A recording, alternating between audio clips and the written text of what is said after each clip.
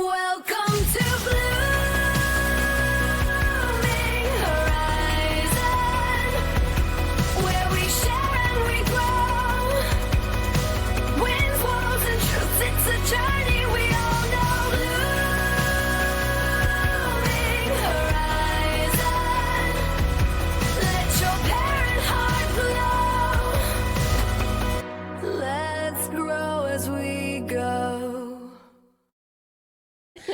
So moving on, today, this was a topic that you were really strong about. Yeah. So I'm excited. Cristina and I are going to learn a lot because this is something that we don't do. Yeah. So I'm excited to hear more. Okay. So in this series, we've been talking about burnout, some signs and sources of burnout, why you need to address it, and then some steps or practices for self-care. We're going to talk about the care and feeding of you. We're going to talk about creativity and some other things. And today we're talking about journaling.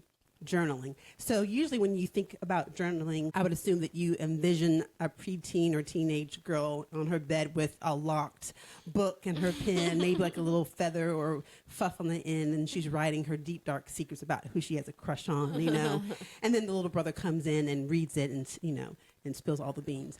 And that is a form of journaling. But I wanted to suggest that journaling really is a transforming practice that I've used for many years and has really helped me develop. So first of all, what is journaling? There's so many different forms of journaling, but journaling is really, we talked about before in therapy, a therapist to hold space for you to explore and examine what's inside of you. Well, for me, I've used my journals as a safe space for me to kind of hold up what's inside of my mind, to examine it, and then to maybe grow from it and learn about myself. So the first rule of journaling is that there's no rules. All right? So the only commitment is to just start. I would encourage a really inexpensive, not precious piece of paper. It could be an envelope. It could be just a dollar store composition notebook. And what I've done at times is just top of the morning or whenever you choose, do what I call a stream of consciousness journaling, where you just sit down and you don't think, you just start writing the words that come to your mind. And it could be absolute gibberish, but as you get into the rhythm, you may see some themes or topics or issues showing up on the page that you didn't even know were living in the back of your mind, that you hadn't processed, that maybe you've been holding in, that clenched jaw at night, tight parts of your body. That's what was causing that, those thoughts that hadn't been addressed yet. And so I like to say, set the bar low. Think about starting for just about 5 minutes a day, or you could even say, I'm going to sit down and write one sentence. And it could be anything. The most important thing about journaling is that you can write whatever you want. It's a chance to be completely uncensored. You can say all the things. It can be mean. It can be hopeful. And, it's just your space to grow. I know when I first started writing, I would kind of write and I would edit and be I would be thinking about, well, what if someone reads this? I should, fix this up so it sounds good. Or I would be afraid that someone's looking over my shoulder, and so I would kind of self-censor. So I stopped doing that. I started intentionally, using all the words I would be afraid to use in real life, just to kind of push the envelope and push myself out of my comfort zone to establish that this was my spot, my space in the paper. But I just use it to start writing, see what's in there, and then look at it. And what I noticed for me when I first started was that most of what I was writing was not about me. It was just about everyone around me or my thoughts. And it told me that I didn't really hold space for myself in my life. And that's one thing that I learned through journaling, that I was not holding space for myself. So it's those kind of things that you can learn. And you can have journaling that helps you process, therapeutic journaling, where you may look at a question and kind of delve into it, who is my true self, or what do I like? What do I need to do to feel good? What's my favorite way to spend the day? Or it could be kind of like a self-coaching journal. These are some things that I want to do. Or you could set some good goals, like hug 3 kids today and tell them I love them. Or it could be, do something good for yourself. I'm going to have a cup of tea. You can plan and strategize. So those are some different ways that I've journaled in the past, and they've been really helpful for me. So do you go back and look through your journal? Like you go back and you... Well, I have, and it depends. Usually if it's kind of a catharsis journal where I'm just processing the day or getting feelings out, I don't generally. But I do have journals like a bullet journal where I kind of set vision for what I want things to look like or think out things. I use it as my own reference book because the things that I write down or see myself or how I want to see myself. So I go back and use it to check how is this going? Am I doing this? Or just as a refresher or an encouragement from, what are my core values? What are my core goals in this particular area? And so it's been really helpful. So I do look back at that because sometimes as we go throughout life, and especially if we're experiencing burnout, we kind of forget we're in survival mode. We're not thinking, we're not processing. And often we may find ourselves feeling helpless and hopeless. But if we have these checklists or documents or just writings, they kind of bring us back to center. And it's kind of us holding space for ourselves, our future self. It's kind of like grounding yourself. It is. Yeah, it is. This is who I am. This is who I stand for. I could just go and just read through it. It doesn't mean that I have to do it. Yeah. But there are things I've already thought about when I was in a good space. Right. It's settings or checklists or themes when you're in a good spot for when you're not or when you need reference. So I can go back and say, oh, yeah. And sometimes just going back, just reading the list makes me feel cozy because I can envision those things. Or it gives me one thing I can do. I can go light the candles, and get a blanket or a quilt and sit under it. So it's almost like kind of helping you snap your brain into like a mindset. Okay. Yeah. Again, the key is doing it when you're in a good space for that particular so that you have foundation to come back to. And then there's therapeutic where you deal with specific issues, right? Yeah. How does this make me feel? If you don't put your emotions somewhere, whether it be in a creative space or a journal or a dance or a song or writing, if you don't put your emotion and your life experience someplace, it will weigh you down. It can suffocate you. Yeah. That's so good. Okay. Because I was sitting here and I don't know, some of you might be like, oh, I'm just not really a journaler. Like I hear you and I was kind of feeling like, I was like, I love that for you. I love that for you. Yeah. But then I started thinking about, well, I don't know if that'll ever be my thing because I'm not really so much a writer in that way. But for musicians out there, that can be song lyrics. Yes. It could even be singing. Yes. If you are someone that has certain songs, I didn't have this when, like in high school, there was like girls like got dumped or something, and she's like, I just started playing my dump playlist. It just always brings me back. It always lifts me back up or whatever, and I was like, really, But as I've grown, I have like songs I'm like playing it over and over, and my husband's like, oh, what's going on there? You know what I mean? So it looks different for everyone. It does. And I think that you're making a good point.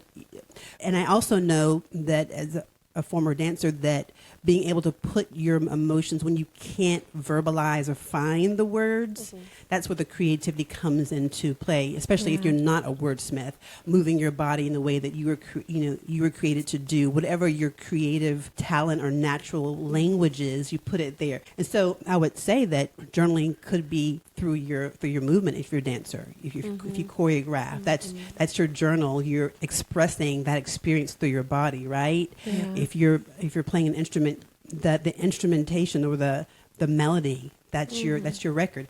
If you're an external processor and you are a natural communicator, you may even think about doing a video journal, just for you, and then you can go back and revisit that if you wanted to, and you just speak into your camera and just to get it out and to speak it. Sometimes when you speak it and then your ears hear it, allows you to banish it or process it if you need to further, or you could just do a voice recording, take a walk and just vent into your recording device.